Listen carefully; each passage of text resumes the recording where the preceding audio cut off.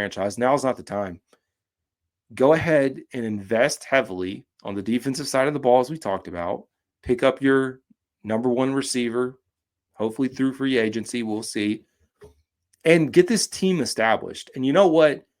If Bryce Young bombs next year and he's just not it, you've positioned yourself really well to have a full team around the next quarterback that comes here, whether that's a veteran who we know Canales has kind of leaned on a little bit. It's funny to think that, you know, we there's a lot of narratives that we generate around Dave Canales, the quarterback whisperer, this and this. It's funny how he's a positional coach, a passing game quarterback, and then an offensive coordinator. He really wasn't the one influencing the quarterbacks that are in front of him.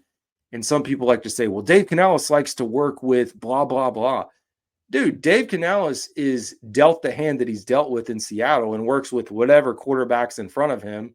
Sure, he may give a little bit of input, but it's not like he's going to be able to make the calls on, you know what, guys, you know who you should go and pick up? As I am the wide receiver coach, and now I'm the quarterback coach and the passing game coordinator. No. I mean, I'm sure there is level of input, but to think that he's going to get a say over the type of quarterback that he wants versus the offensive coordinator and the head coach, you lost your dang mind. So he's dealt the hand that he's had. And we've heard Baker Mayfield say that he wanted to go to Tampa Bay because of Todd Bowles. He didn't want to go to Tampa Bay because of Dave Canales and to resurrect his career. Are you kidding me? Baker Mayfield talked about the success of the Tampa Bay organization is what led him there. So I think for me, when people try to box in Dave Canales to say he's got this quarterback type, dude, he doesn't have a quarterback type. He's worked with whoever he's had, and this is the first opportunity. But for me, when I look at this opportunity for Dave Canales this year, you take what you have, you build around everything else, and then, like I said, next year is your opportunity, if you choose to move on. And then, you know what? If you want to draft, go for it. That's my rant. But I'm not buying into this theory that there is uncertainty. I agree that, yes, probably for half the season it was.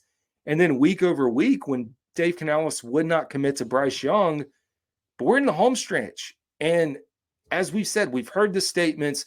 We even heard Dave Canales talk about Bryce Young elevating his skill players. And Dave Canales has not been one to give out a lot of compliments to Bryce Young, clearly. So I think he's said enough along the way. And I think some people want this happy-go-lucky marriage where everyone's posting together on social media and they're holding hands in public. Like, everybody wants that. That doesn't have to happen. These are grown men.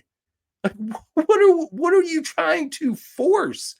They don't have to, like, you can have a relationship and be good with people, and you don't have to show this like affection and Bryce Young, he's so great, he's such a fantastic quarterback. No, clearly what has worked in this dynamic duo that we have between these two has been putting Bryce Young down on the bench, has been resetting him after the entire media said, no, you can't do that, y'all are idiots, what a shame.